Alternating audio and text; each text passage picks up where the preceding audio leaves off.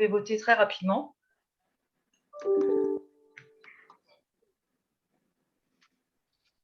Ça y est.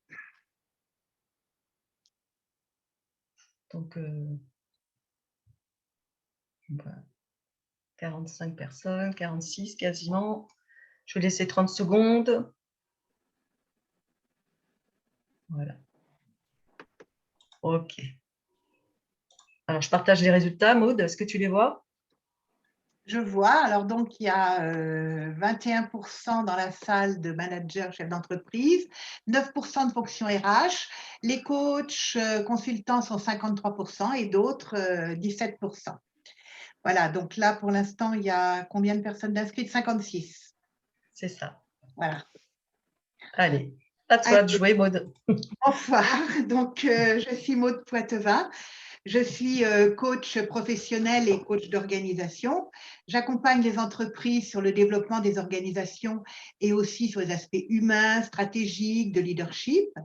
J'ai monté et dirigé l'école de formation de coach qui vous accueille, Espace Transition, et ainsi que les formations de coach professionnels telles que Présence Coaching ou les formations de coach d'équipe.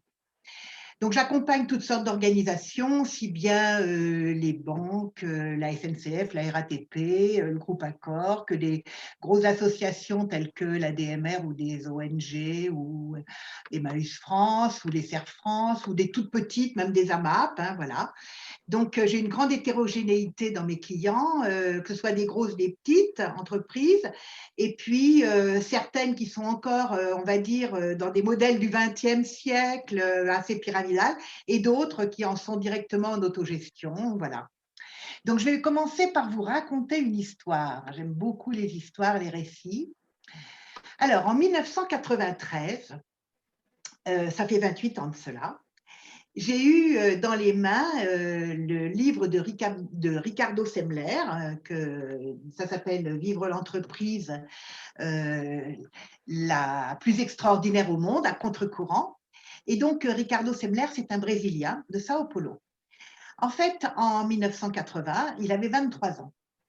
Il est devenu directeur général à la suite de son père de l'entreprise Semco, qui était fondée en 52 justement par le père en question. Et c'est une entreprise destinée à la construction navale et aux pièces de moteurs de bateaux. Alors lui, Ricardo, dès l'âge de 16 ans, il commence à faire des stages dans l'entreprise du père et il oscille en gros entre la guitare et puis l'entreprise. Et bon, il est assez démoralisé à travailler dans cette entreprise et pas du tout enchanté. Il sait que la transition père-fils, ça va être difficile.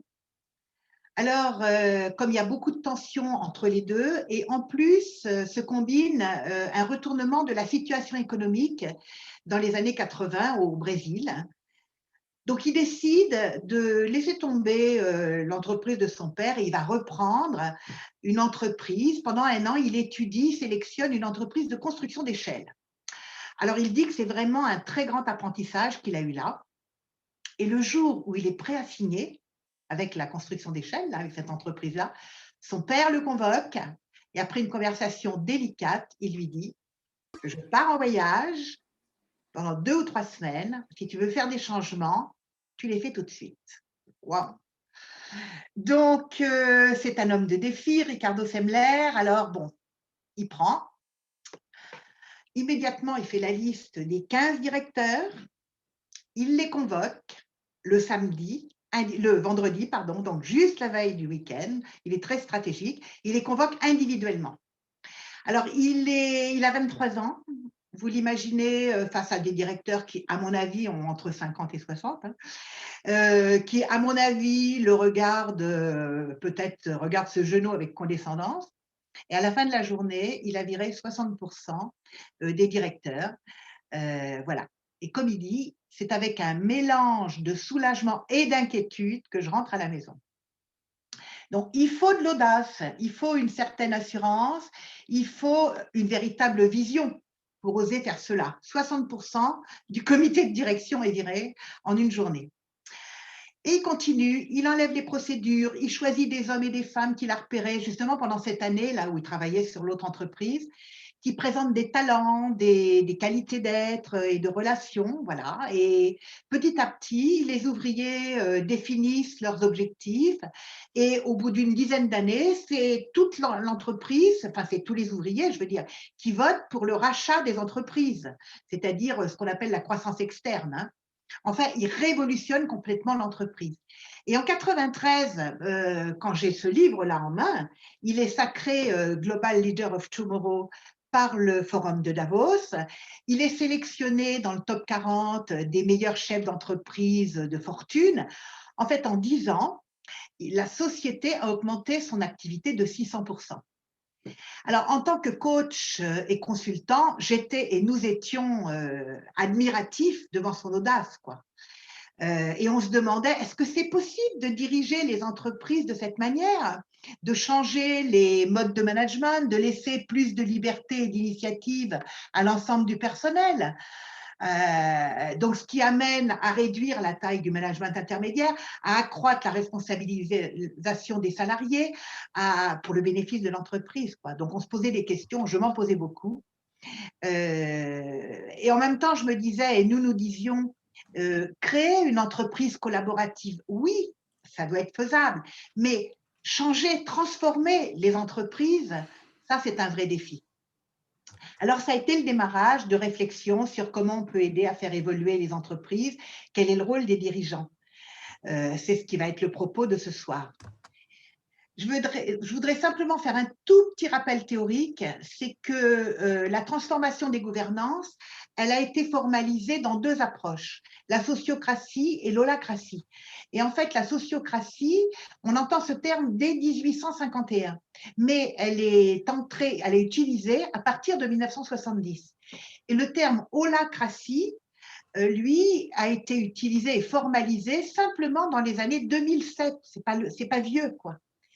Et alors, en France, on a eu en 1980 un monsieur qui est très connu, qui s'appelle Zobritz, qui est directeur général, dont la devise est « vivre libre ou mourir ».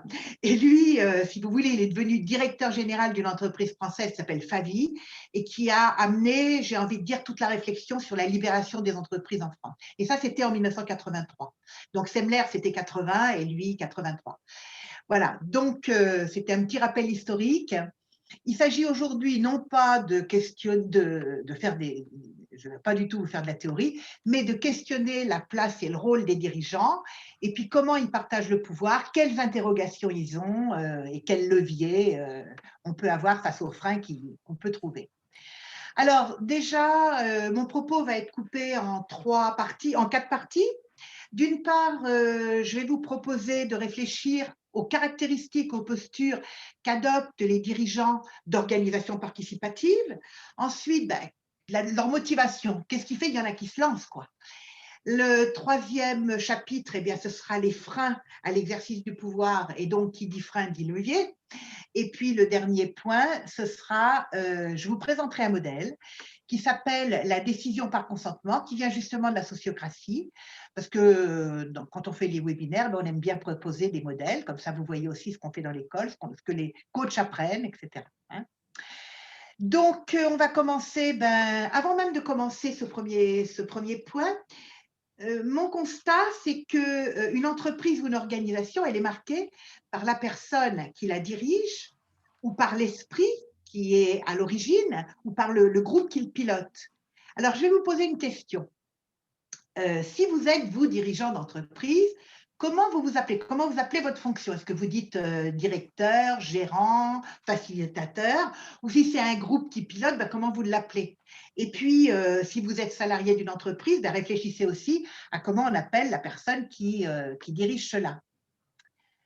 Alors, on reverra ça tout à l'heure, on va à la fin, on reparlera de cela. On verra, donc, vous pouvez le noter sur un papier. Hein. Alors déjà, on va démarrer par le premier point que j'évoquais, c'est qu'est-ce qui caractérise ces hommes et ces femmes qui dirigent des entreprises ou des organisations où le partage des responsabilités il est effectif, où il est en progression. Donc, quelle posture adopte le dirigeant d'une organisation participative? Alors, j'ai identifié 5 constantes. La vision, ils ont une vision, ils ont de l'audace, Ils ont une forme de confiance en eux, une forme d'affirmation, hein, ils croient en eux. Le quatrième point, c'est qu'ils sont capables, j'appelle ça harmoniser le chaos, on va dire réguler les mouvements internes. Et puis le dernier point, eh ben, c'est qu'ils incarnent quelque chose, ils incarnent ce qu'ils veulent mettre en place. Ils ont une cohérence. Alors venons-en déjà à cette vision. Premier point, la vision. Chaque dirigeant, chaque associé, chaque salarié, il a une vision pour son entreprise. En fait, on se pose la question, quelle est la finalité de mon entreprise?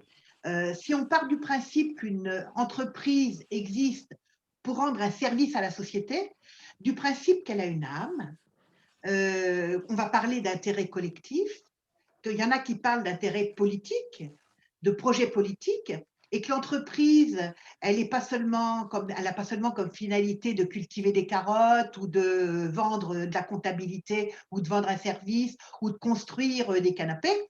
Alors, il y a des valeurs et il y a des croyances qui sont traduites dans les fonctionnements et qui sont adaptées à la finalité et qui demandent une cohérence entre la vision et les fonctionnements. Et donc, chaque entreprise crée son modèle avec ses fonctionnements internes et ses 4 ou 5 valeurs fondamentales. Elle crée son slogan aussi. Moi, j'ai identifié 4 points qui caractérisent un esprit et un pilotage collaboratif. Un, il y a une forme de symétrie entre les gérants, les associés, les salariés. En autogestion, on va sur une symétrie totale. 2, c'est la prise de décision. Comment se prennent les décisions? On verra tout à l'heure, je vais vous présenter le modèle de la décision par consentement. Et quand on est en autogestion, on est dans chacun a le même poids. Le troisième point, c'est la capacité à assumer les responsabilités. Donc, ça veut dire assumer les conséquences des décisions. Et puis le dernier point, c'est se doter d'une rigueur, à se doter d'outils, de cadres, de conditions de fonctionnement dans des fonctionnements collaboratifs. Et sur un autre plan, adopter une vision collaborative, ça demande la nécessité d'accord entre les personnes, une convergence d'attitudes et d'émotions, et pas seulement des intellectuels qui pensent, ou des gestionnaires ou des gérants qui simplement sont intéressés par les bénéfices. Donc, dès que le matériel a du sens, l'essentiel se transforme en réalité. Et donc, en conclusion de cette réflexion sur la vision, ça fait des dirigeants ou des facilitateurs ou des associés, des personnes qui ont à cœur l'inclusion, l'ouverture, qui sont fiers du travail accompli, et je dirais que ça mène vers une forme de posture d'humilité. Alors le deuxième point, donc après avoir une vision, c'est important qu'ils aient de l'audace, qu'ils aient une capacité de prise de risque. Ces dirigeants, ils rompent avec les schémas habituels, avec les modèles dans lesquels chacun s'est construit pendant son éducation, dans les familles et dans les écoles. Ça serait bien que tu puisses poser les diapos en même temps, Agathe, s'il te plaît. On n'a pas vu la vision, voilà. Et maintenant, tu passeras à l'audace, on en est à l'audace. Voilà. Donc, poser une rupture, ça veut dire une rupture à 2 niveaux. Au niveau stratégique, pour passer d'une logique de dépendance à l'environnement à une relation de provocation créatrice. Et puis aussi une rupture dans les fonctionnements pour adopter des comportements, une manière d'être en relation avec les collègues et les salariés. Par exemple, vous avez une entreprise dans laquelle les responsables sont évalués par les subordonnés. Deuxième exemple, j'ai un co-gérant qui m'explique comment l'arrivée de chaque nouveau salarié est pas si facile parce qu'ils ne sont pas habitués. Quelquefois, ils vont squeezer la hiérarchie ou ils ne sont pas habitués à ces fonctionnements. Donc, ce n'est pas forcément si facile de s'intégrer à des fonctionnements collaboratifs et coopératifs. Et donc, la rupture, elle repose sur 3 clés. L'audace, la volonté et la rigueur. On parle de l'audace, là, elle s'accompagne, si vous voulez, du courage. Je dirais que Ricardo Semler, dont je vous ai parlé en introduction, il a le courage de renvoyer à 23 ans 60% de la direction, car il a une vision. Il a le courage d'aborder l'inconnu et de changer de direction. L'audace, elle est freinée. Elle est freinée par la peur d'échouer, et souvent c'est l'incertitude qui nous amène à ces peurs-là. Donc, qui demande une prise de risque. Un manager classique, il risquerait de reculer ou de se montrer trop rigide. Ricardo Semler, lui, dit « Je suis soulagé et inquiet ». Le courage d'innover aussi. Le deuxième point dans les projets de rupture, c'est, donc après l'audace, c'est la volonté. C'est « je veux ». C'est très différent du pouvoir. Il y a un proverbe qui dit « si je veux, je peux ». Avoir la volonté, ça montre un acte fort, un acte d'affirmation de la vision, ce en quoi on croit. Lorsque la volonté et la vision sont en accord, elles se démultiplient. C'est vraiment une alliance forte. Et puis le troisième point, c'est la rigueur. Tout projet, que ce soit un projet de rupture ou tout projet, demande du professionnalisme et de la rigueur à toutes les étapes, au moment de l'anticipation et de la préparation, au moment où il est mené, et puis après dans le suivi et puis dans la finalisation. Le troisième point, donc je vous ai parlé de la vision. Ces dirigeants, ils ont, au-delà de la vision, une forme d'audace. Et moi, ce que j'ai noté, c'est qu'ils ont aussi une affirmation une espèce de foi en eux. Et au départ, quand je les regardais, c'est ça que je voyais surtout. Et je me disais, c'était le critère que je mettais en avant. Maintenant, je veux mettre 5 critères. Oh là, il y a quelqu'un qui fait du bruit. Madame Duché, si c'est possible de fermer votre micro, ce serait super. Pendant 3/4 d'heure, je parle et après, pendant un quart d'heure, on va pouvoir parler, commenter, questionner. Donc, je parle de la confiance. Cette confiance en eux, ça veut dire cette capacité à croire en eux. Donc, c'est en fait d'avoir une base solide sur laquelle s'appuyer, une sécurité intérieure, une force. Nous, les coachs, on travaille ça dans le bassin.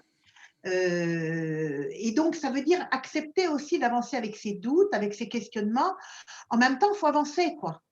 Et la seule condition pour faire confiance aux autres, c'est d'avoir confiance en soi. C'est parce que j'ai confiance en moi que je peux avoir confiance dans l'autre. Et la confiance, elle ne se décrète pas, elle se gagne, la confiance. La confiance, j'ai confiance en l'autre parce que, j'ai repéré qu'il a des compétences, il a de l'expérience, il a de l'expertise. 2, il est engagé dans le travail ou il est engagé dans l'entreprise, il ou elle. 3, je revois ses résultats. Et 4, eh ben, il ne va pas me faire un bébé dans le dos. C'est une question de relation, relation avec moi, relation avec l'équipe. Et en fait, tous les leaders qui ne délèguent pas manquent de cette confiance en eux. Ils préfèrent continuer à faire par eux-mêmes, ils préfèrent continuer à contrôler. Et le pendant de la confiance, bien sûr, c'est la peur, donc je l'ai dit, par le contrôle et la maîtrise. Donc ça demande un lâcher-prise sur le contrôle sur l'autre. Et ça demande de mettre en place des possibilités pour chacun qu'il s'auto-contrôle. Donc, c'est une étape pour avancer vers une démarche collégiale où le pouvoir sera partagé. Donc, ça demande aussi aux dirigeants d'accepter de transférer cette responsabilité, donc d'accepter de ne pas tout maîtriser. Et ça demande du côté du salarié ou des associés, des collègues, de prendre part à la responsabilité. Donc, ça demande aussi d'avancer avec les erreurs et savoir que les erreurs sont constructives. Voilà. Et dans la délégation, il y a plusieurs niveaux. Jusqu'où accepte-t-on de déléguer? Et en fait, lorsqu'on va jusqu'à un pouvoir entièrement partagé, il n'y a même plus de délégation, puisque qui dit délégation dit qu'elle est sous la responsabilité du décisionnaire. Donc, ça veut dire aussi accepter que son point de vue ne sera peut-être pas retenu. C'est un autre peut-être qui va dire ce qu'il faut faire. Ça demande de croire dans le potentiel de l'autre. Et donc, ça demande de croire dans la capacité du fonctionnement collectif et dans la capacité à se réguler. Donc, en fait, la confiance, c'est vraiment aussi ce que nous, on travaille dans les écoles de coaching. C'est le premier point. C'est vraiment la confiance en soi, ce travail dans le bassin qui est absolument indispensable pour pouvoir asseoir ses décisions et sa vision. Alors, je voulais vous montrer 2 exemples pour montrer que c'est un chemin d'évolution, en fait. Une entreprise de l'Est de la France, elle est familiale au départ, donc il y a un management patriarcal par le père, voire même un management autoritaire, qui a été reprise par les 2 fils. Et leur vision à eux, c'était que la participation des salariés, ça pour améliorer la productivité et le bien-être. Alors, ils ont commencé par mettre en place des groupes de résolution de problèmes pour procéder à, parce qu'ils avaient un investissement financier excessivement lourd, il fallait renouveler un matériel. Et puis, après ces groupes de résolution de problèmes, ils ont mis des groupes plurimétiers qui réfléchissaient ensemble pour la construction du bâtiment qui allait recevoir ce gros matériel. Et puis, ils ont mis en place aussi des groupes transversaux pour, dans le CODIR, dans le comité de direction. Et en fait, ils expliquent que le plus difficile pour eux, c'était de faire confiance, c'était de lâcher prise sur le contrôle. Si vous voulez, ils disaient aussi qu'ils ont cette perception que certains salariés ont que la participation, c'est l'absence de contrôle, l'absence d'autorité. Voilà, donc c'est une espèce de confusion, c'est tout un apprentissage, hein. Alors eux, ils ont été obligés d'accepter d'aller moins vite que prévu dans ces changements. Ils ont modifié aussi leur regard au fur et à mesure. Et les salariés, eux, ils changeaient leur regard parce qu'on prenait en compte leurs idées, parce qu'on prenait en compte leurs initiatives, parce que leurs décisions avaient du poids. Voilà. Et donc, ils avançaient dans un apprentissage collectif constant, quoi. Et là, en 2020, eh ben, ils en sont à un mode de participation, on va dire, opérationnel. La stratégie, elle est toujours décidée par les dirigeants. Mais au niveau opérationnel, donc, ils ont mis le pouvoir au plus bas dans tout ce qui est opérationnel. Et je vous donne un deuxième exemple, c'est Didier qui, lui, est cofondateur avec sa femme d'une SCOP, qui est une biocoop en fait. Il y en a plein en France, c'est une biocoop. Ils ont fondé ça en 2012, excusez-moi. Alors, en ce moment, il est donc, Didier, co-gérant et facilitateur. Et donc, pendant 4 ans, ils ont mis en place une 50aine de réunions. Donc, ce qui fait, si vous comptez bien, ça fait 12 réunions par an, donc ça fait une réunion par mois, dans toute l'entreprise pour faire évoluer le système et arriver à laisser les décisions stratégiques se prendre par les associés, par les salariés. Donc, il dit combien ce brassage d'idées a amené des solutions auxquelles, mais lui n'aurait jamais pensé, quoi. Donc, il lui a fallu prendre confiance en lui sans arrêt, parce qu'il n'avait pas cette assurance. Mais par contre, il avait sa conviction, il avait sa vision. Donc, il explique comment c'est pas simple d'arriver à ce résultat. En ce moment, il est co-gérant élu pour 4 ans. Et donc, il a un autre co-gérant qui est un jeune homme de 35 ans, qui est aussi son co-gérant. Donc là, ils ont utilisé l'élection sans candidat, qui est aussi un modèle théorique qui vient de la sociocratie. Donc sa question aujourd'hui, qui sont vraiment dans une gouvernance partagée et que toutes les décisions stratégiques se prennent par tout le monde dans l'entreprise, sa question, elle est importante parce qu'il dit, maintenant qu'on est en gouvernance partagée, est-ce qu'on va partager les retombées financières? Donc, c'est l'ultime question, c'est le nerf de la guerre, hein, c'est le partage des résultats, quoi, hein. Donc, il est courageux parce qu'il continue, il est en accord avec ses convictions. Donc, il continue d'avancer. Donc, je dirais que quand on avance vers une forme d'entreprise partenariale où la coopération et la collaboration sont importantes, alors, la confiance est vraiment un accélérateur de l'autonomie, de l'autocontrôle, de l'initiative. C'est un accélérateur pour la fermentation des nouvelles idées, des acceptations des nouvelles méthodes, des rythmes adaptés, mais même des organisations multiples ou diverses. Donc, j'invite vraiment à laisser le plus d'initiatives possible aux collègues. Voilà. Alors, je vous ai parlé de ces dirigeants qui sont capables d'avoir une vision, qui ont de l'audace, qui ont une confiance en eux. Maintenant, il leur faut une quatrième capacité, je dirais, c'est d'harmoniser le chaos. Ouais, je provoque, ça veut dire en fait réguler tous les mouvements, réguler les conflits, voilà. Donc, ça veut dire aussi accepter en toute connaissance de cause le mouvement qu'engendre une organisation sans ou avec peu de subordination. C'est beaucoup moins facile, hein. Il n'y a plus un chef qui dit comment il faut faire et tout le monde obéit, le doigt sur la casquette. Donc, ça veut dire accepter que les décisions soient plus longues à se prendre. Ça veut dire accepter que le collectif demande certaines conditions pour que cela puisse marcher. Ça veut dire accepter que les conflits bloquent des situations, s'y attaquer. Cela veut dire aussi se remettre en question. Ça veut dire je me suis trompée quelquefois. Donc, accepter les désaccords, les petites tensions. Il y a une entreprise qui a mis comme axe à part entière, je dirais un atelier, qui s'appelle l'atelier médiation, l'atelier régulation du collectif. Donc, ils consacrent du temps à prendre soin du collectif. Pour eux, outiller le collectif fait partie intégrante du travail. Ils apprennent à réguler les relations interpersonnelles, à savoir apaiser un conflit. Le collectif, c'est vraiment un atelier à part entière, comme l'atelier boulangerie ou comme l'atelier construction des pièces de moteur ou comme l'atelier vente des produits. Voilà, ils y consacrent du temps chaque semaine, mais c'est en dehors des réunions de production ou des réunions stratégiques, hein. Donc, pour faire cela, eh ben, il faut accompagner leur collectif par des coachs, par des facilitateurs, par des médiateurs, par des groupes d'échange de pratiques, etc. Donc, ça veut dire qu'il faut accepter que ça bouscule, que le collectif remet en cause, que certaines difficultés se règlent sur du plus long terme. Et j'ai été touchée, moi, lorsque j'accompagnais une entreprise déjà collégiale, en travaillant sur leurs valeurs.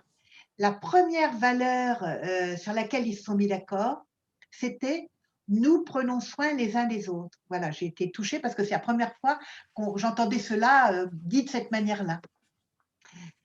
Alors après justement cette vision, cette audace, cette capacité à croire en eux, cette capacité à réguler le mouvement du collectif, eh bien, le dernier point sur lequel je vais m'attarder, c'est qu'ils ont une capacité à incarner ce qu'ils prônent, ce qu'ils ont envie de mettre en place, leur vision, quoi. Donc, comment ils sont cohérents avec eux-mêmes. Donc, avant d'être dans un rôle ou une fonction, chaque dirigeant, chaque gérant, chaque collègue, il est avant tout un être humain avec des engagements moraux, des engagements philosophiques, spirituels. Donc, Mandela dit le plus difficile n'est pas de changer la société, mais de se changer soi-même. Alors, quelle est cette posture intérieure du dirigeant? Le mot posture, il définit une attitude, et ça vient de la position du corps. Dans une bonne posture, la colonne vertébrale se trouve alignée et équilibrée avec souplesse. Qu'est-ce que ça veut dire être aligné? Ça veut dire une cohérence interne entre mon identité, mes valeurs, mes attitudes, ce que j'exprime dans mes actions et mes comportements, et ce qui se voit par l'environnement. Donc ici, nous parlons d'une posture qui induit de la cohérence, une cohérence interne entre ce que lui, il souhaite insuffler et son état intérieur. Il ne peut qu'incarner ce qu'il souhaite insuffler, ce qu'il souhaite voir exister. Si j'incarne cette dimension participative, alors je suis un modèle qui incite, qui donne l'élan et qui transmet l'enthousiasme. Ce qui veut dire que je suis et cela agit. J'ai rien à faire, simplement je suis et ça se fait tout seul. Alors nous, dans cette école de coach, là, de formation de coach, c'est vraiment ce qu'on travaille le plus possible, c'est la posture. La posture qui devient agissante. Et lorsque j'aspire et que j'adopte un style, je sais que ce style, il est bon, mais que j'y suis pas encore tout à fait. Je dis faites ceci, faites cela, mais mes actes, ils traduisent mes contradictions. C'est d'une certaine manière une forme de faire semblant. Ces essais, ils ramènent à des postures antérieures. Rien n'est acquis en un jour, hein. On est sur un chemin. C'est important de le reconnaître et de le dire. Et comme le demande d'une certaine manière Mandela, ça demande d'effectuer un travail intérieur. Travailler l'organisation ne suffit pas. Donc, ça veut dire aussi quelle est la capacité du dirigeant à incarner une unicité où l'émotion est mise sur le même pied que la stratégie.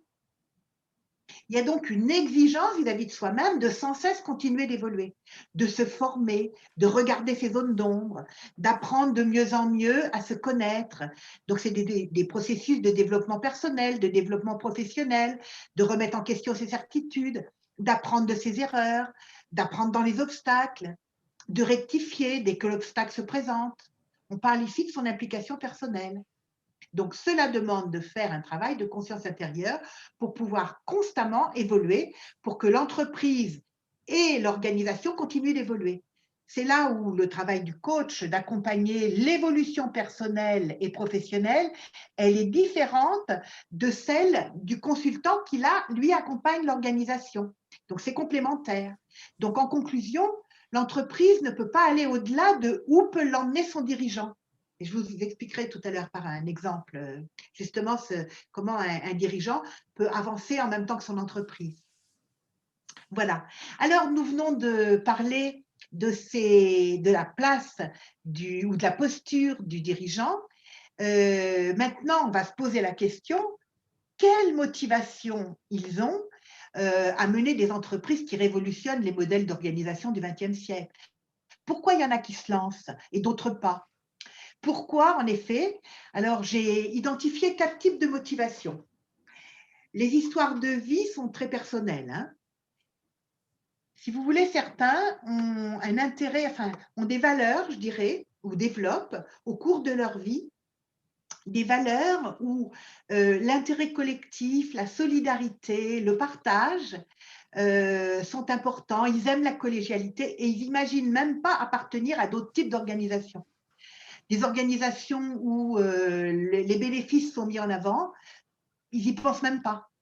Donc, c'est quelquefois sous-tendu par un projet politique ou philosophique ou d'intérêt collectif. L'humain est au cœur des projets qui soutiennent l'organisation qu'ils vont créer ou qu'ils rejoignent.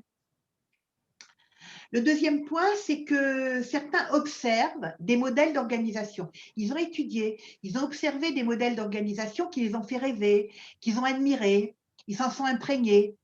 Ils ont réalisé que l'humain et le partage coexistent en toute légitimité avec la performance.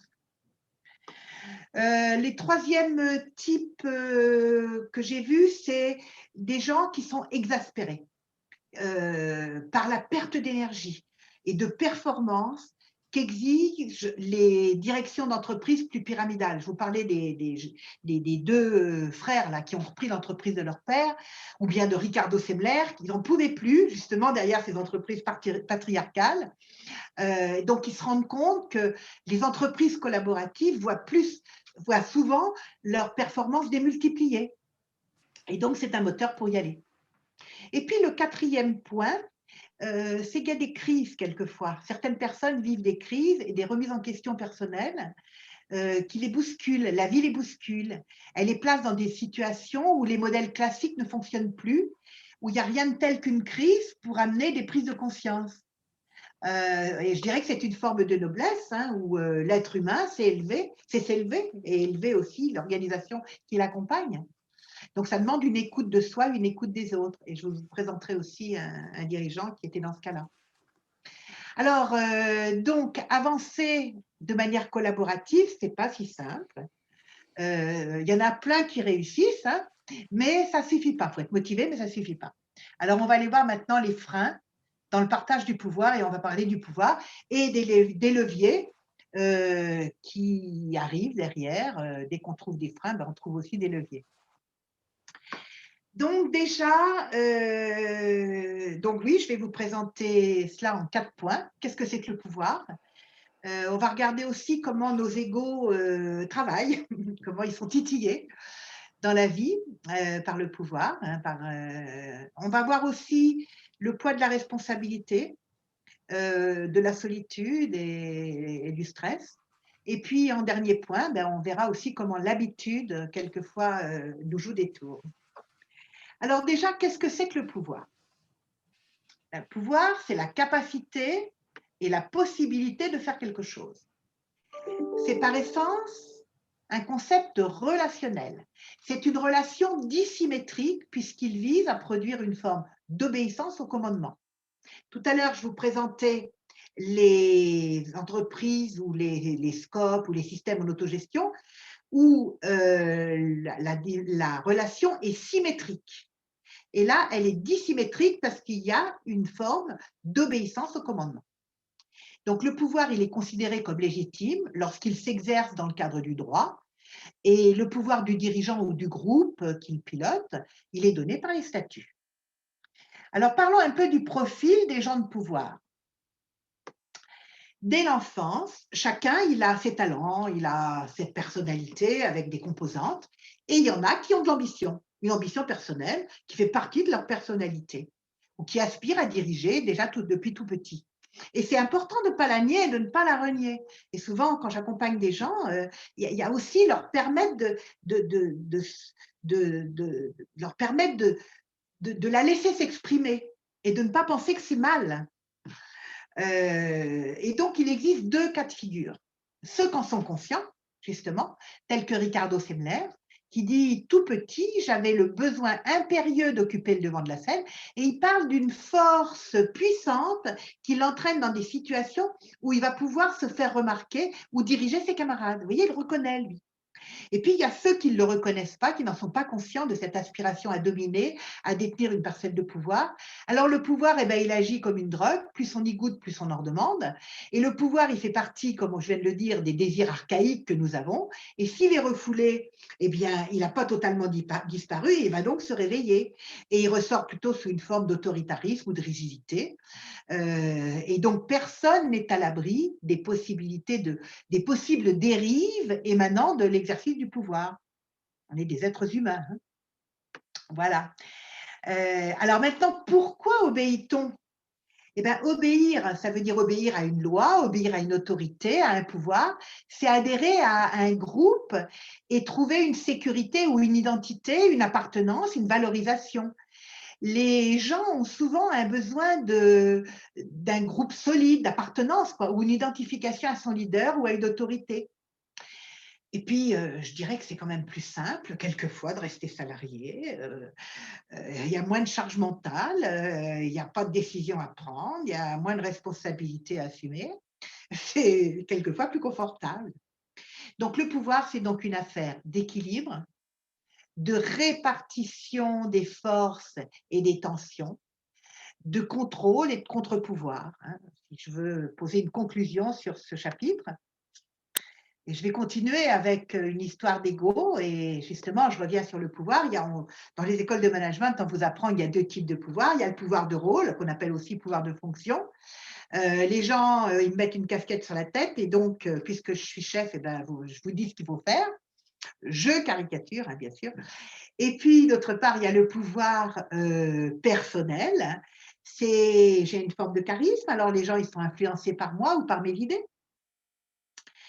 Alors, les dirigeants, ils ont été souvent, dans nos sociétés, formés à aimer la compétition. Il a mieux réussi et plus vite. Il s'est mis en avant ou en rivalité pour arriver à ce poste, pour être son propre maître. Donc, il y a une forme d'individualisation de la performance, peut-être une forme d'égoïsme aussi à faire carrière. C'est important de mettre ses idées, ses stratégies en valeur aux dépens de celles des autres. Vous savez, dans toutes les grosses entreprises, avant 40 ans, il faut avoir fait ses preuves. Hein. Donc, il y a des codes à respecter. Et dans le système classique, ils reçoivent aussi des prérogatives personnelles, ils sont mieux payés que le reste de l'entreprise. Il y a une forme de cupidité, d'avidité. Donc, la fonction peut mener vers une forme de toute-puissance. Ça, c'est un dirigeant qui me l'a dit, parler de toute-puissance. Alors, pourquoi développe-t-on un ego fort? Eh bien, je pense que cela peut toucher un besoin de reconnaissance de sa valeur, un besoin de reconnaissance de ses idées, de ce qu'il est capable de faire, de se prouver à soi-même, à lui-même. Je dis lui ou elle, hein, c'est pareil. Hein. Donc, une forme de dévalorisation, si vous voulez, de soi, d'un besoin d'admiration. Comment montrer que je suis important? C'est la question, quoi. Il y a un dirigeant qui m'expliquait qu'il a pu faire évoluer son organisation au fur et à mesure de sa carrière parce qu'il n'avait plus rien à prouver. Il avait acquis une forme de maturité par l'expérience et il avait plus de problèmes de reconnaissance. Voilà, donc il pouvait lâcher prise. Et souvent, lorsqu'il devient seulement un membre de l'équipe, son ego, bah, il en prend quand même un coup, même s'il le souhaite, même si sa vision et ses convictions sont là. Il n'occupe plus le devant de la scène, peut-être qu'il peut être tiraillé, en contradiction. Voilà. Donc, nous sommes des êtres humains et avec nos contradictions, nos volontés, mais en même temps, ben, il faut avancer. C'est comme un espèce de chemin d'évolution.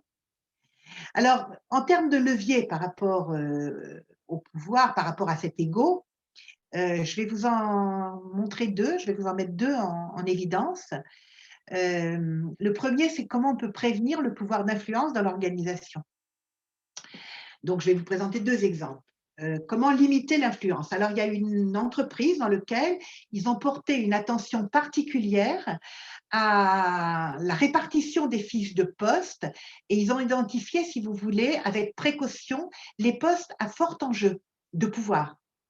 Là où ils ont mis, par exemple, 2 personnes. Par exemple, la préparation du budget prévisionnel avec les investissements, eux, ils se sont dit que c'était un poste à fort enjeu de pouvoir. Donc, parce qu'il y a une façon aussi de vous présenter qui prépare la décision finale, hein. Donc là, ils l'ont fait à plusieurs. Deuxième, ils se sont dit que un autre endroit où on risquait d'influencer, c'est quand en se présentant comme leader, c'est les endroits où on est en relation, que ce soit avec les administrateurs, avec les clients, avec les salariés, avec les amapiens. Donc, au lieu de mettre simplement une seule personne qui pourrait être identifiée en tant que leader, parce que c'est elle qui porte le discours, eh ben, ils se sont dit, on va mettre des rôles tournants où on va mettre 2 personnes à chaque fois. Et puis le deuxième exemple, eh ben, ça va vous parler, je pense, à tout le monde, c'est le partage de l'information, des techniques, des méthodes, des expertises. C'est ce qu'on appelle la détention et la rétention d'informations, qui posent des gros handicaps dans les entreprises. Donc, pour s'assurer qu'on ne peut pas se passer d'eux, il y en a qui ont le sens du secret développé.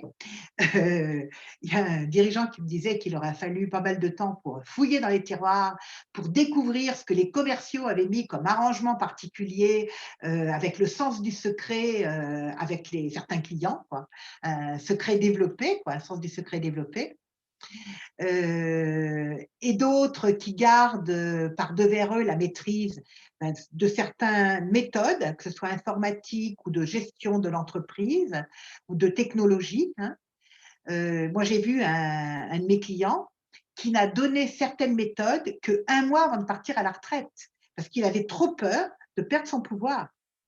Donc, ça demande de développer des équipes qui portent les projets, ça demande de la transparence, hein, en conclusion. Et puis, l'autre point que je voulais développer, je vous ai expliqué comment je voyais le pouvoir, comment l'ego peut être vraiment un handicap. Et maintenant, je vais vous parler du poids de la responsabilité et de la charge mentale. Alors, je vais vous citer des phrases que j'ai entendues chez les dirigeants. C'est la responsabilité, elle est lourde. Je me sens usée. J'ai l'impression d'avoir 10 kilos sur chacune de mes épaules. Plus tu as de pouvoir, plus il faut être en capacité de l'assumer. C'est une grande responsabilité. Le dirigeant, il assume et ça tourne de tout le temps dans sa tête en continu. Et ça, c'est lié à la prise de risque. En fait, c'est une charge mentale qui est énorme et qui met une pression permanente, sans compter la solitude. J'ai l'exemple d'un dirigeant qui m'expliquait que quand il a changé son organisation, il y a une forme de sérénité qui lui est arrivée, quoi, avec le regret de ne pas avoir mis ça en place plus tôt, cette organisation partagée. Il s'est senti vraiment soulagé. Alors, j'ai identifié un certain nombre de peurs liées justement au partage de la responsabilité. Et en fait, si vous voulez, ça, c'est que le déresponsable, il se sent responsable de tout ce qui se passe dans l'entreprise. Donc, leurs peurs, elles sont liées d'une part à l'immaturité, peur de l'immaturité et du manque d'expérience des collègues, hein, pour prendre des décisions ou des initiatives pertinentes. Donc, peur que le groupe ne le dépasse, qu'il ne pourra pas les arrêter, peur d'aller à la catastrophe, peur de ne pas arriver à un accord. Et dans ce cas, le dirigeant, il se réserve le droit de décider. Donc, il pervertit le système, le processus qu'il est en train de mettre en place. Peur d'abandonner, de ne pas assumer les responsabilités, donc de trop abandonner. S'il change de posture, peur de se planter, que l'entreprise ne déraille, que ça ne réussisse pas. Et puis, il y en a qui me disaient qu'ils avaient peur d'abuser eux-mêmes du pouvoir. Alors, comme levier, ben, écoutez, je vais vous en donner deux. L'un, c'est l'apprentissage ensemble, que chacun est responsable à part entière de la décision, chacun à son niveau. C'est ce qu'on appelle la co-responsabilité. Si on est 10 là, eh bien, nous sommes à 1/10 responsables du bon résultat ou du bon fonctionnement. Ou même, on peut dire, nous sommes responsables à 100% chacun de tout ce qui se passe. Et donc, ça veut dire engager l'entreprise pour le dirigeant, engager les collègues dans l'esprit de responsabilité. Et donc, d'amener la responsabilisation au plus bas niveau. Donc, ça demande du courage, ça demande de la persévérance à la place de la rigidité, de l'autorité, de la directivité. Et puis, le deuxième point, comme levier, je dirais que c'est une forme d'entraînement collectif. Ça veut dire apprendre à décider ensemble. Donc, tout à l'heure, on verra le modèle de la décision sans au consentement. Mais entre-temps, ça veut dire aussi de mettre en place des temps de partage avec les autres, des temps d'expérimentation. C'est tout un chemin pour changer de posture, tout un cheminement qui est accompagné, ben, je l'ai dit, par la peur, par les doutes, même s'il y a de la confiance et puis une vision. Ça veut dire aussi de ne pas lâcher le but, quoi, de le montrer, de ne pas lâcher ses convictions. Ça vaut le coup, ça vaut le travail pour y arriver.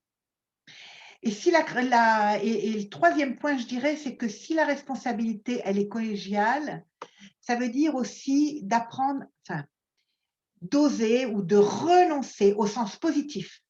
Renoncer, que je suis seul maître à bord. Je décide avec mes convictions, d'accord, mais je décide pour l'entreprise, même si je suis aidée, même si je consulte, ou même des fois, ben, on va décider ensemble, quoi. Ou d'autres décideront à ma place. Alors, en conclusion, c'est la petite affichette que je vous ai mis là, c'est renoncer au pouvoir, c'est renoncer, tu reviens, voilà, renoncer au pouvoir, c'est renoncer à la capacité de prise de décision finale, en fait. Et comme le dit le petit bonhomme, bah, fallait me demander, quoi, je t'aurais aidé. Ouais, c'est pas si facile que ça, hein. Voilà. Et donc, après le pouvoir, après cette dimension de l'ego, cette dimension aussi d'assumer la responsabilité et puis de la partager, d'apprendre à la partager, ben le dernier point sur lequel je voudrais venir, c'est ce que j'appelle la force de l'habitude. En fait, Einstein, lui qui a démontré ce que Newton avait découvert sur la force de la gravitation, il dit « La force de l'univers la plus difficile à surmonter, ben, c'est la force de l'habitude. » Ben, et la solution de facilité, ben, c'est de garder le pouvoir. Donc, on part bien sûr de situations où les systèmes sont verrouillés, où on met la pression sur les collègues. Par exemple, on prône la performance collective alors qu'on garde les entretiens individuels qui sont garants de la performance individuelle. On dit aux collègues, autre exemple, on dit aux collègues que la richesse, c'est leur cerveau et c'est leur créativité, alors que l'entreprise, elle est pleine de procédures et de process de reporting, quoi. Voilà, donc comment questionner cette contradiction entre la nécessité d'autonomie, de responsabilité partagée, alors que nombre de dirigeants sont encore dans quelques contradictions. C'est possible, hein, je vous répète, c'est possible. Alors, un des premiers leviers, c'est pour moi d'intégrer les générations et de les écouter. Les intégrer, ce n'est pas difficile. Les écouter, c'est autre chose. Que souvent, on laisse dans les leviers de direction ou de responsabilité des gens, on se dit, qui ont l'expérience. Ben moi, je vous invite à réfléchir. Les jeunes, ils arrivent avec des cerveaux qui sont faits autrement, avec des pensées qui avancent, ils sont prêts pour le nouveau, pour le siècle qui arrive là. Ils sont prêts pour le partage, pour des choses que les gens qui ont su faire marcher les choses au XXe siècle sont dépassés. Donc, ça veut dire que je vous invite à réfléchir à quel pourcentage dans votre entreprise vous pouvez avoir, vous pouvez réserver pour les jeunes, pour la parole des jeunes. Le deuxième point, c'est que cela demande un effort de changer les habitudes, changer les fonctionnements. Ça veut dire je sors de mes zones de confort. Ça veut dire je sors du oui mais pour aller vers le oui et. Et troisièmement, ça veut dire, non, je vais rester sur cet effort.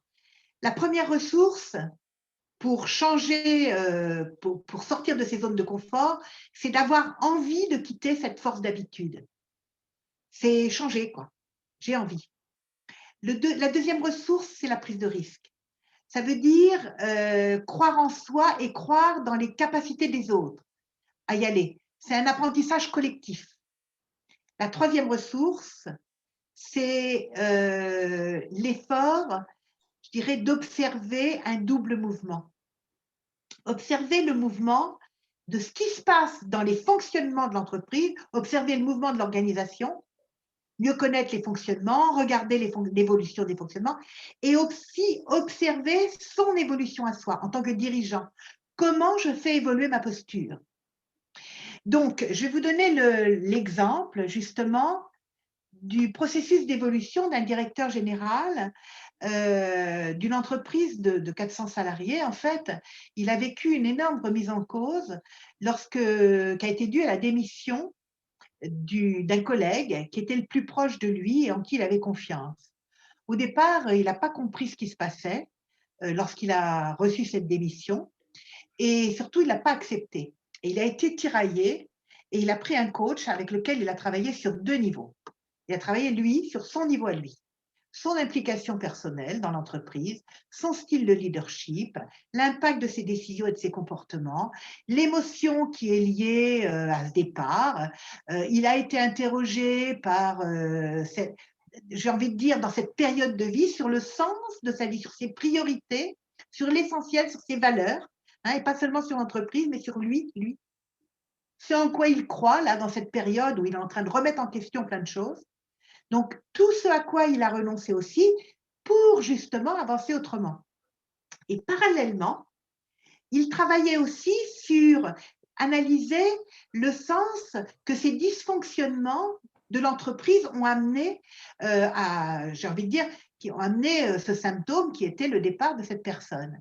Donc, il a analysé avec son coach le système que lui dirige et il a mis en évidence un certain nombre de dysfonctionnements structurels et il a analysé aussi les enjeux qui étaient derrière. Il aurait pu simplement remplacer cette personne. Non, il a décidé d'un changement radical d'organisation. Voilà, il a initié cela avec une organisation plus plate. Et un renouveau, en fait, de l'organisation de l'entreprise. Ça lui a demandé du courage, ça lui a demandé de la persévérance. Il a posé quelques actes forts qui ont commencé à redonner de l'espoir à toute l'entreprise. Et puis, désormais, si vous voulez, il est engagé dans un processus collaboratif sur comment il est en train de modifier l'entreprise, avec un sens nouveau qui arrive et qui s'exprime dans l'action, dans les nouveaux projets aussi. Et cette expérience, lui, l'a modifié. Vous voyez, c'est un double. Il en est sorti plus fort, il a appris beaucoup sur lui et il a pris aussi les décisions en conséquence. Et il porte beaucoup moins. Et c'est en fait la crise qui a été le déclencheur de l'évolution du système. Donc c'est un double mouvement de remise en question. Et c'est ainsi que le dirigeant et l'entreprise sont dans le mouvement de la vie. Donc en fait, en conclusion, je vous dirais que le dirigeant, il peut être un frein à l'évolution de l'entreprise. Soit il donne la dynamique, soit il la freine.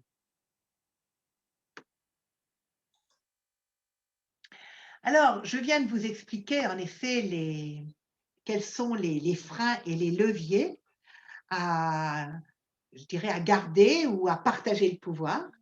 Maintenant, on va arriver à la conclusion et je vais vous expliquer un modèle qui s'appelle le processus de décision par consentement, qui est un modèle, comme j'ai dit tout à l'heure, qui nous vient de la sociocratie. Donc, ce processus consiste à prendre des décisions à l'unanimité, en tenant compte des contributions individuelles et des limites de ceux qui vont avoir à vivre avec. Donc, ce processus, il inclut tous les membres dans une décision qui la concerne. Donc, tous seront ensuite solidaires dans la mise en œuvre. La décision n'est prise que si elle recueille le consentement de tous. Ce processus de décision ne recherche pas le consentement, c'est-à-dire ce sur quoi on est tous d'accord, mais le consentement, j'ai dit le consentement, le consensus, excusez-moi, je ne sais plus ce que j'ai dit, mais elle recueille le consentement. C'est ce sur quoi personne n'a plus d'objection. Donc, le consensus, si vous voulez, est souvent un peu perverti les décisions parce que les gens, ils disent oui, je suis d'accord, parce qu'ils ne veulent pas être en contradiction, parce qu'ils veulent faire plaisir, parce qu'ils se mettent dans l'état général. Alors qu'avec le consentement, il n'y a plus aucune objection. La meilleure décision, je dirais, ce n'est pas une décision unique, ni celle qui serait idéalement la meilleure, mais celle qui va respecter les limites de ceux qui l'appliquent ensuite. D'où l'extrême importance que la voix de chacun dans l'organisation puisse être entendue. Donc, c'est le sens de la prise de décision au consentement, c'est-à-dire lorsqu'on parvient à zéro objection. Alors, je vais vous expliquer le déroulement, Agathe l'a mis là. Donc, la première chose, c'est vraiment de bien clarifier la question. Donc, de bien travailler la question qu'on va poser, qui va être l'objet de la décision. Elle doit être bien élaborée pour que chacun ait tous les éléments pour pouvoir y répondre. Elle présente les besoins qu'elle vise à satisfaire.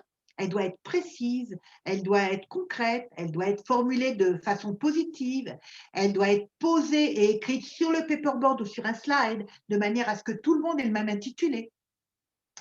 Ensuite, on va demander à chacun un temps de centrage, un moment où il va se positionner individuellement. Donc, chacun, en son âme et conscience, je vais dire, va répondre à la question. Et moi, j'invite les gens à l'écrire leur choix sur le papier avec peut-être leur argument.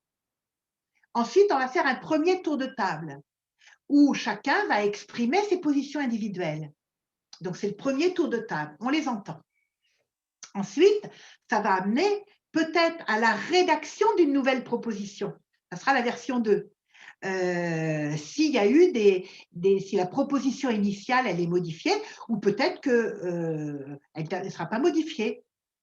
Et là, on va passer au tour de table numéro 2, avec d'abord un positionnement individuel. À nouveau, un temps de centrage, si jamais, après avoir entendu ce premier tour, chacun revient à la question et il se pose la question: comment je me sens par rapport à cette nouvelle proposition? Mes besoins sont-ils satisfaits? Mes besoins ne le sont-ils pas? Quelles propositions je peux faire? Quelles suggestions éventuelles je peux faire? Et ensuite, on va procéder au deuxième tour de table. Alors là, si vous voulez, chaque objection est entendue. Pour les personnes qui n'ont pas fait le choix de la majorité, la question qu'on va leur poser, c'est: est-ce que votre objection tient au regard de la finalité du projet ou de la finalité de l'entreprise? Ça veut dire une objection, c'est une impossibilité de vivre avec la proposition. Celle-ci ne peut pas tenir au regard de la finalité de l'entreprise. Vous comprenez? Ça veut dire que l'objection, c'est une impossibilité de fonctionner. Elle est nuisible à l'organisation ou elle la ferait reculer. Donc, c'est important d'écouter toutes les objections, de les noter et pour chaque objection, de faire préciser quel besoin est insatisfait qui la justifie et à quelles conditions elle pourrait être levée. Donc, le groupe peut soutenir par sa créativité l'amélioration de la proposition jusqu'à la levée de l'objection. Et seulement ensuite, on va rédiger ensemble la proposition finale qui sera adoptée. C'est très puissant, si vous voulez, Parce que moi, j'ai vu des versions qui étaient simplement transformées parce qu'il y avait une objection, une idée qu'on n'avait même pas pris en compte à l'avance. Alors, les avantages de cette prise de décision par consentement, c'est qu'elle consacre à la fois la responsabilité et le pouvoir de chacun d'exercer une influence sur son environnement. Ce respect inconditionnel des limites des personnes est vraiment un facteur déterminant pour garantir le retour d'une participation et d'une collaboration dans la mise en œuvre de la décision. Donc, ça favorise les discussions ouvertes, ça stimule la recherche de solutions créatives, ça force la reconnaissance et le besoin de l'autre, ça force la reconnaissance des besoins.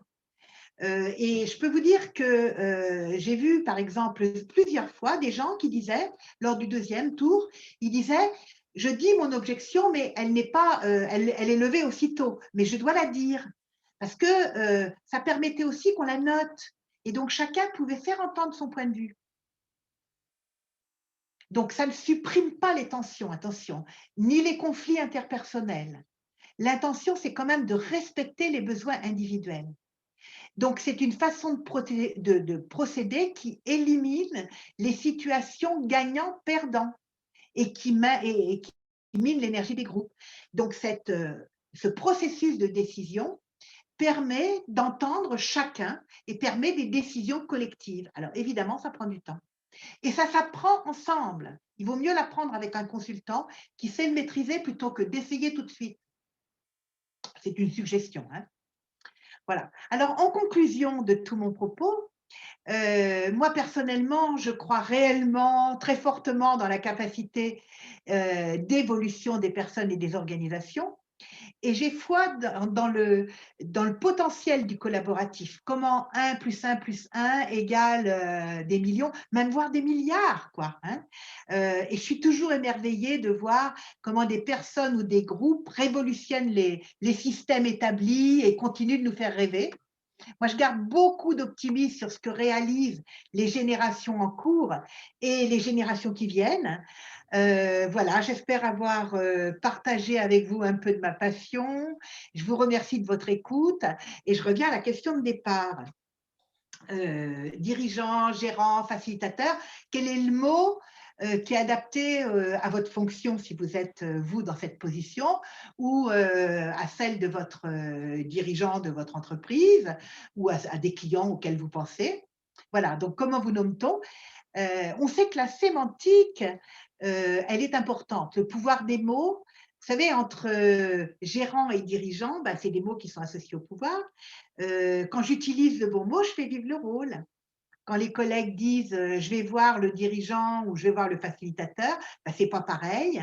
Donc, c'est une autre représentation. Voilà, puis des fois, c'est un collège qui pilote. Alors, je vous remercie de votre écoute. On passe maintenant au temps peut-être de participation, de partage, Ouais. de vos questions aussi, s'il y en a. Voilà, Agathe.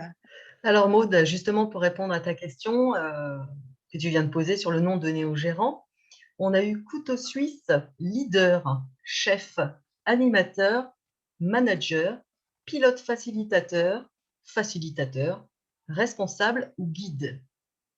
Ouais, puis je vois quelqu'un qui dit juste par mon prénom. Ouais. Ouais, c'est pas mal aussi.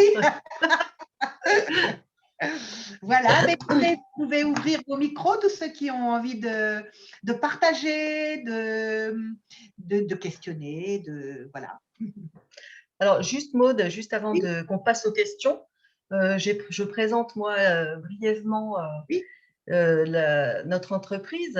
Et donc, nous avons des formations, donc on forme des coachs au fonctionnement, enfin des coachs, pas forcément des coachs, hein, des responsables RH, des chefs de projet, des managers, toutes les personnes qui peuvent être intéressées au fonctionnement de l'intelligence collective en inter, mais donc à Bordeaux, à Nantes, à Nancy, à Tours, mais aussi ça peut être en intra. Donc, si une entreprise est intéressée, on peut effectivement effectuer ces formations aussi au sein d'une entreprise. Donc, nous avons ingénieur en mentorat, devenir manager coach, le coaching d'équipe ou faciliter l'intelligence collective.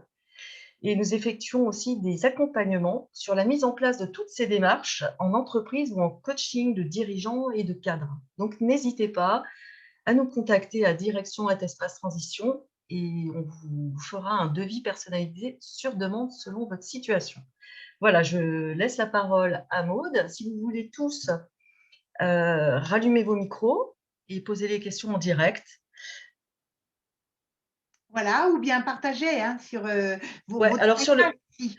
alors sur le chat, moi, j'ai eu une question de Jean-Pierre qui dit quand Oui. même, Maude, comment situez-vous les coopératives dans ce paysage? Eh bien, les coopératives, j'en ai vu avec des systèmes presque, je vais dire, pyramidaux, et puis d'autres qui sont presque en scope et vraiment presque en autogestion. Donc, le statut, on va dire que le statut des scopes, des coopératives, associatives, je ne vais pas le mettre avec, hein, mais les scopes, les coopératives seraient plutôt vers des systèmes plutôt participatifs, mais tout dépend du fonctionnement qui se donne, vraiment, vraiment. Après, euh, il faut étudier chaque système. C'est vraiment, je suis pas du tout, je ne vais pas être catégorique là-dessus. Les statuts ne donnent pas, enfin, donnent quand même une tendance, mais après, c'est comment on les fait vivre, en fait. C'est la réponse que je peux vous donner. Je ne sais pas si ça répond. Je ne sais pas qui est-ce qui a posé la C'était question. Jean-Pierre. Jean-Pierre, si vous voulez Jean-Pierre. remettre Mm. votre micro.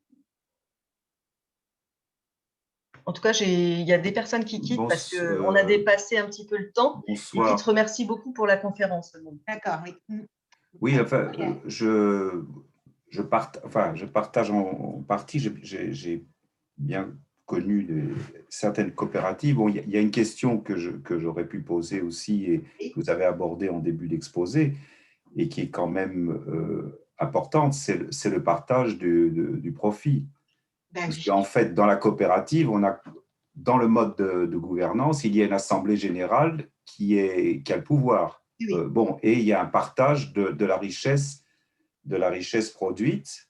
Bon, on ne va pas rentrer dans les détails du fonctionnement des scopes, mais il y a un partage de la richesse. Donc, ce qui fait que les statuts inscrivent le fait que tout le monde est impliqué Absolument. pour la réussite. Voilà. Donc, alors, est-ce que c'est suffisant? Effectivement, vous posez aussi les questions que les modes d'organisation peuvent être très pyramidaux, malgré une assemblée générale qui est en principe souveraine. Oui, enfin, c'est ce que je voulais compléter. Oui, oui. Ben, merci de votre complément. Et vous parliez des scopes, là, et vous voyez, c'est un Didier, là, dont je parlais, c'est le directeur d'une scope, d'une biocop, hein, ils ont mis beaucoup de temps, enfin, ils ont mis 4 ans à passer vraiment dans un mode où même la stratégie est, et participative et vraiment à un niveau le plus plat. Mais il se pose la question qui était vraiment le nerf de la guerre, oui. Puis je vois la question là, c'est probablement l'avenir, mais à quelle échéance? Des Michelin, LVMH ne sont pas tout à fait dans cette démarche. Ouais, oui, tout à fait. Et en même temps, quand je vous montre Semler, c'est quand même des énormes entreprises. Vous avez des grosses, grosses entreprises. Quand je vous parlais aussi tout à l'heure de certaines entreprises, par exemple Gore, c'est une énorme entreprise aussi. Donc, c'est possible. Moi, ça me fait rêver, quoi, mais c'est possible. Après, en effet, il faut enclencher le démarrage. Alors, moi, il y a Anne-Catherine aussi, je ne sais pas Oui. si elle veut poser sa question, et qui dit quid de la rémunération et de l'échelle entre le dirigeant et la base? Ben, moi, j'ai vu, par exemple, je vous donne un exemple. Moi, j'ai pas mal travaillé avec le CCFD, hein, c'est une ONG, Comité catholique contre la faim et le développement. On n'appelle pas ça un directeur général, mais le secrétaire général était payé autant que la secrétaire ou tout ça. Hein. Donc, voilà. Donc, c'est possible aussi dans certaines organisations. Je ne sais pas si j'ai répondu à la question de… Qu'est-ce qu'elle dit sur… Attends, alors j'ai pas mal de messages qui arrivent. Fabienne qui me dit « Je pense comme vous et surtout, je suis persuadée que les jeunes ont beaucoup à apporter. Je suis un peu moins certaine que vous que cette démarche puisse être si rapide. Quoi qu'il en soit, merci. » Ouais. Ben, merci en tous les cas de cette… Alors, il y a aussi des écueils car le poste de manager intermédiaire ne se retrouve pas toujours dans les entreprises libérées. Alors là, justement, c'est vraiment, je dirais aussi, j'ai parlé tout à l'heure de la rémunération, et là, c'est aussi, on va dire, bien souvent, le nerf de la guerre, c'est ce qui va toucher au management intermédiaire. Parce que vous avez un dirigeant, quand il va changer son entreprise, vous avez un dirigeant qui veut donner le pouvoir à la base, et ça l'amène ça met le management intermédiaire dans des postures qui sont excessivement difficiles la plupart du temps. Et tout à l'heure, je vous ai donné comme un exemple que, par exemple, chez Semler, entre autres, là, à contre-courant, là, hein, chez Semco, les managers on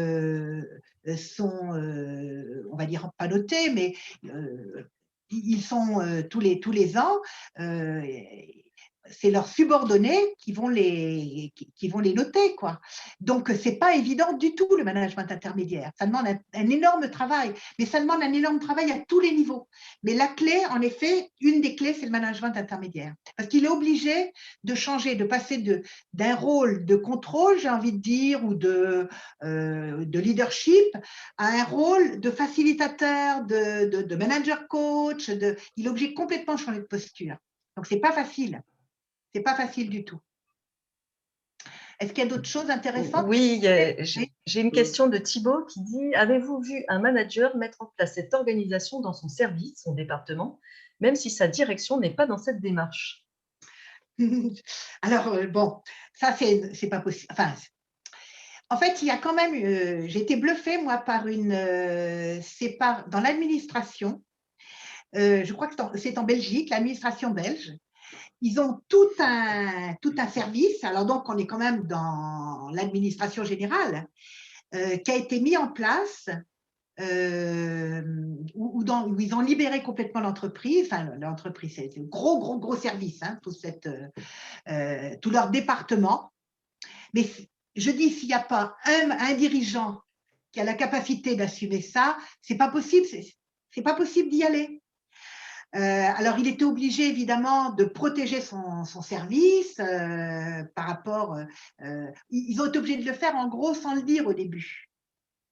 Alors, un service dans une entreprise, il faut quand même que le directeur général ou le conseil d'administration soit en accord. Je ne vois pas comment c'est possible. Un service, alors après, vous voyez bien, vous avez des responsables qui sont beaucoup plus, on va dire, partageurs, ou qui sont dans des managements plus collaboratifs que d'autres. Après, chacun son style de leadership. Mais pour aller jusqu'à une gouvernance partagée, simplement dans un service, si l'entreprise, si le directeur général ne veut pas y aller, je ne vois pas, hein. Et c'est ce qui coince beaucoup. Beaucoup, on le voit, nous, quand on accompagne les entreprises, hein. Merci Maud. Alors, J'ai une autre question. Ouais. Est-ce que ce management participatif oui. peut réussir dans certains secteurs d'activité bien précis et non pas dans d'autres? Non, pas du tout. J'ai vu des usines, de tout. C'est pas le secteur d'activité, hein. C'est pas le secteur d'activité. C'est vraiment la qualité du dirigeant ou la qualité du groupe qui pilote. Je vois pas autre chose, moi. Alors, ce que je vous ai mis là, je vous ai mis les 5 points, c'est mon expérience. Je ne les ai pas forcément vus dans un livre, hein, tout ce que je vous ai raconté là. Les leviers, c'est pareil. Donc, je ne sais pas si je vous refais la même conférence, j'aurais peut-être évolué aussi. Mais je ne vois pas de secteur d'activité dans lequel ce n'est pas possible. Et je pense que le 21e siècle va vers ça, quoi. Alors, évidemment, comment on va faire pour que les banques passent, pour que LVMH passe dans ce type d'organisation? Parce que ça demande, si vous voulez, à mettre des organisations, ça demande à changer les organisations, ça demande à mettre des petits pôles aussi, hein. Enfin, je ne vais pas vous faire le cours sur la sociocratie ou l'holacratie, c'est autre chose, hein, venez vous former. Voilà, on pourra avancer ensemble aussi, mais c'est toutes les réflexions qui viennent là, hein, dans le futur, hein. C'est passionnant. Il y a Patricia qui dit, d'ailleurs, il se développe dans le secteur de l'aide à domicile avec le modèle Bootsorg. Super, parce que moi je travaille dans une grosse association d'aide à domicile, alors on n'en est pas là du tout. Donc, bien. Bien. Voilà, ben, je ne sais pas. En effet, on a dépassé l'heure. Oui. Est-ce que vous avez d'autres questions? N'hésitez pas à activer vos micros ou via le chat.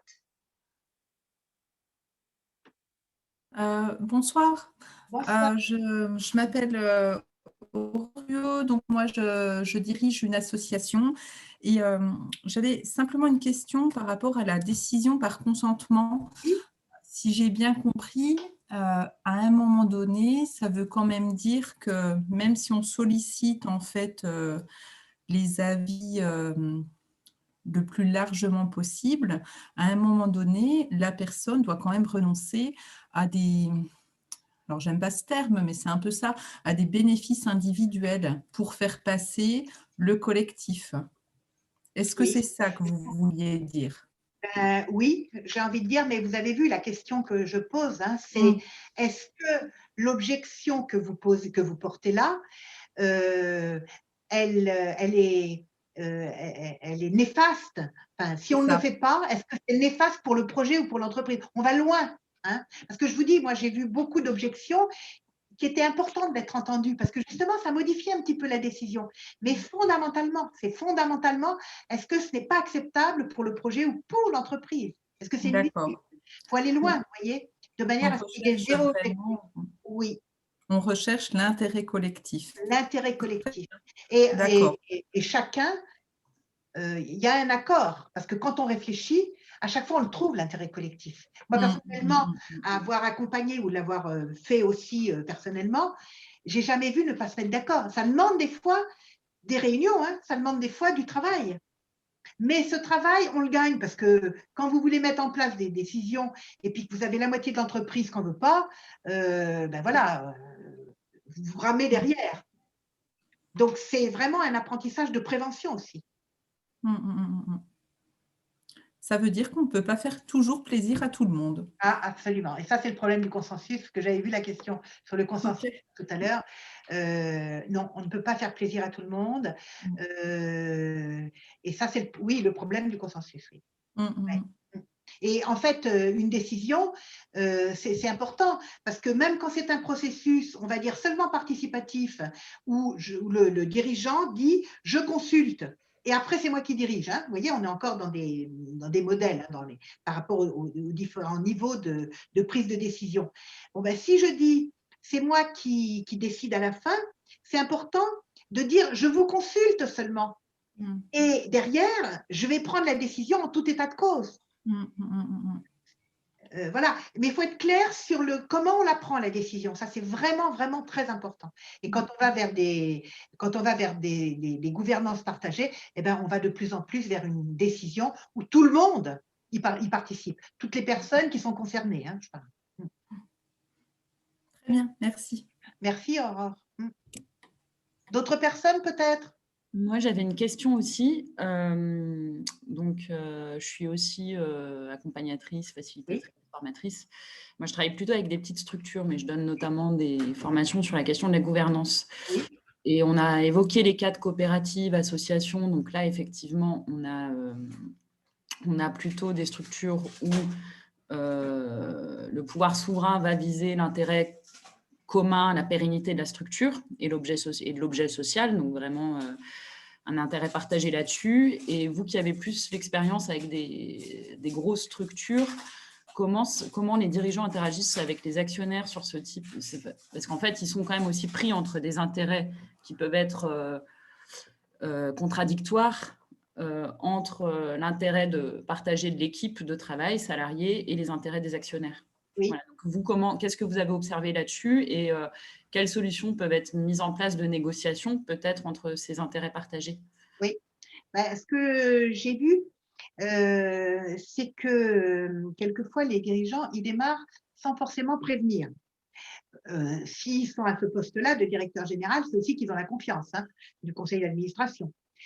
Alors, des fois, ils ne disent pas comment ils vont s'y prendre et on se rend compte que dans les organisations où la gouvernance est de plus en plus plate, il y a de plus en plus, si vous voulez, de bénéfices. Les résultats sont meilleurs. C'est incroyable, mais c'est vrai que très vite, ça se voit dans les résultats.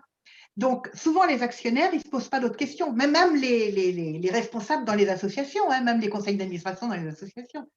Quand ils voient que les bénéfices sont là, que ça fonctionne bien mieux, ben, ils disent allons-y, quoi. Moi, je dirais que c'est l'exemple, c'est le résultat et l'exemple qui montre que après, les décisionnaires font confiance. Je ne sais pas si je réponds, Marion, à votre question. Hein. Si, ça répond en partie. Effectivement, après, moi, ça m'interroge sur les motivations des dirigeants, du coup, qui sont quand même pris entre… vous avez parlé du temps long que demande ce processus. C'est effectivement un temps de travail à dédier, en fait, Oui. qui est pris sur le temps de travail. Oui. Ou pas, parce qu'on voit, par exemple, des structures comme Pôle emploi qui mettent en place de plus en plus des labs, des choses comme ça pour les salariés, mais finalement, les salariés qui participent à ces temps-là sont des salariés qui ne le font pas sur leur temps de travail. Et du coup, oui. c'est cette tension aussi, je trouve, qui est compliquée, j'ai l'impression, pour les dirigeants, entre voilà, qui ne s'accompagnent pas toujours de mesures qui sont toujours vraiment à la hauteur de ce qui est défendu, en fait. Oui, vous avez vu, je vous ai parlé de cohérence tout à l'heure, hein, je vous ai parlé de cohérence. Puis quand j'ai donné l'exemple des deux jeunes là, qui ont repris l'entreprise derrière leur père, ils se disaient, c'est important que ce soit les salariés qui y aillent parce qu'il y a une grosse machine outil, là, c'était un truc énorme qui coûte la peau des fesses, donc c'est eux qui la feront marcher, donc voilà. Et ils ont dit, pour la performance et pour le bien-être, vous voyez, vraiment, et vous pouvez regarder que dans toutes les entreprises où on avance sur ces gouvernances, ces réflexions sur les gouvernances partagées, on va, en effet, il y a plus de résultats, mais c'est d'abord des axes où on libère la responsabilité individuelle, on s'occupe du bien-être des gens. Alors, Pôle emploi, moi, j'y travaille pas là-dessus, j'y travaille sur des bricoles, mais pas du tout là-dessus, donc je ne sais pas comment ils avancent au niveau de leur gouvernance. A priori, je ne pense pas que ce soit un modèle d'évolution. Enfin, j'en sais rien. Hein, je veux pas. J'en sais rien. Je connais pas Pôle emploi. De l'intérieur, hein, je veux dire. Merci. Est-ce qu'il y a d'autres partages ou d'autres questionnements?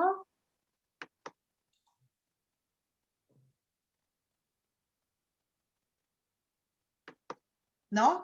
Non? Bon, ben écoutez, merci infiniment de votre participation. Je te laisse la parole, Agathe, pour terminer. Merci Maude, c'était très intéressant. J'ai eu que des compliments sur ta prestation, ton monologue, mais absolument passionnant. Donc, Et merci. Agathe, ça va être en ligne. J'ai vu qu'il y avait une question, ça va être en ligne. Tu vas le mettre en ligne? Bien sûr, et je vais adresser, si tu es d'accord, Maud, de partager ton PowerPoint en PDF. Donc voilà, on l'adressera à tous les participants et j'enverrai le lien sur la chaîne YouTube sur laquelle on met toutes nos vidéos. Voilà, sachez qu'on a aussi d'autres vidéos très intéressantes sur des thèmes différents sur notre chaîne YouTube. N'hésitez pas. Et puis donc, le prochain webinaire, alors, le prochain webinaire, c'est le 1er mars, ce que j'ai mis tout à l'heure. C'est sur la formation Présence Coaching, qui est notre formation au métier de coach professionnel, qui a lieu bientôt à Nantes, Nancy et Bordeaux, et à Tours en octobre. Et donc, c'est en mode questions-réponses, en direct. On vous explique le parcours et ça sera fait de façon interactive pour ceux qui seraient intéressés de devenir coach. Voilà. Bon, alors bonne soirée. Et puis, merci à vous tous. Et à très bientôt. Oui. Au revoir.